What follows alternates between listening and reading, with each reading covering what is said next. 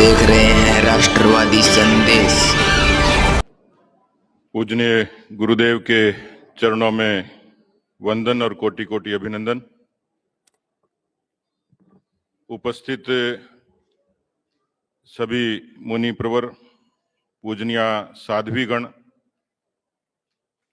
हमारे साथ ही विराजमान आदरणीय राजेंद्र राठौड़ जी, अभिनेश महर्षि जी, मनोज मेघवाल जी और उपस्थित और जो मुझे सुन पा रहे ऐसे सभी संभ्रांत नागरिकगण।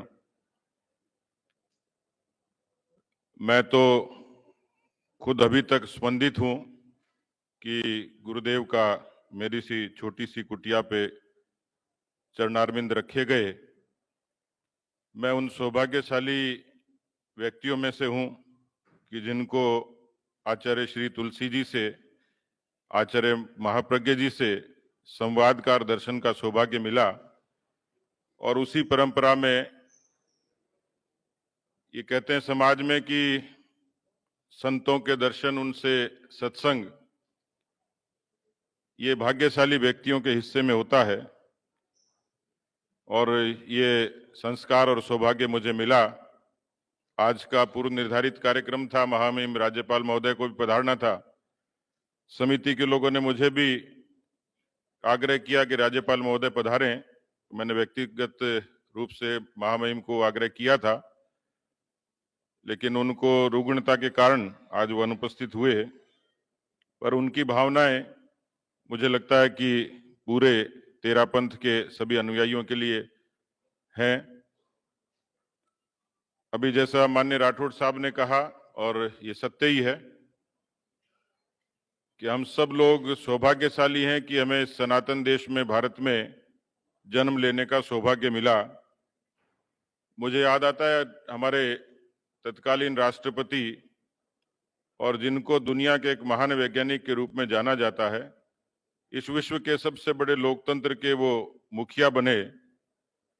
उनसे जब पूछा कि राष्ट्रपति के लिए नामांकन का कौन सा मुहूर्त ठीक होगा, तो गुरुदेव उन्होंने बहुत सहज सा जवाब दिया कि भारत की धरती पर पैदा होना ही सौभाग्य है। और उन्होंने आगे बढ़ के ये कहा कि मैं वैज्ञानिक और मैं जानता हूं कि परमाणु की क्या ताकत होती है। परमाणु विध्वंस करता है, लेकिन 100 करोड़ भारतीय यदि सृजन के साथ लगेंगे तो विश्व का कल्याण भी कर सकते हैं। हम सब का सौभाग्य है कि भगवान ऋषभदेव से लेकर भगवान महावीर तक की उस सत्य और अहिंसा की परंपरा के आप वाहक हैं, और आपने 50,000 किलोमीटर से भी ज्यादा जो अहिंसा यात्रा को एक जो नया आयाम दिया। मैं मानता हूं कि विश्व के समक्ष जितनी चुनौतियां हैं उसमें विध्वंस, हिंसा, पर्यावरण पर संकट, जीवों पर संकट, और इस कोरोना के कालखंड में तो हमने बहुत महसूस किया कि समाज में सब लोग एक दूसरे के कैसे पूरक हो सकते हैं, किस तरीके से नेतृत्व लोगों में भरोसा जगा सकता है। और शायद इस भूमि की और आप सब लोगों के आशीर्वाद का ही कारण था कि जहां पूरी दुनिया में एक संकट था, एक भय था, आशंका थी, लेकिन तमाम भारतवंशी इतनी बड़ी महामारी में कहीं अराजकता नहीं थी। गुरुदेव, मुझे लगता है सब आप लोगों के आशीर्वाद का ही प्रतिफल था कि बहुत ही भाईचारे के साथ, सद्भाव के साथ इस भीषण महामारी का लोगों ने मुकाबला भी किया।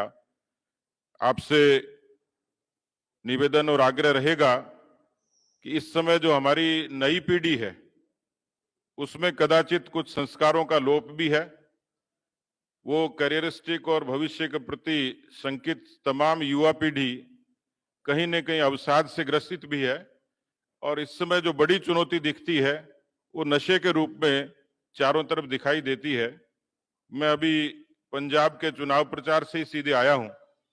वहां पंजाब के लोगों के बीच में जो चर्चा और जिस तरीके की आशंकाएं हैं और जो एक कमजोरी दिखती है, तो नशे के बारे में वहां के नौजवानों के बीच में जिस तरीके की चुनौती खड़ी हुई है, मुझे लगता है कि सभी समाज के बीच में नौजवानों के में नशे की जो प्रवृत्ति है उस पर आपका एक इस तरीके का अभियान, यथेष्ट मार्गदर्शन यदि आज की युवा पीढ़ी के प्रति और ज्यादा मुखर हो ऐसा ही आपके चरणों में निवेदन करता हूं।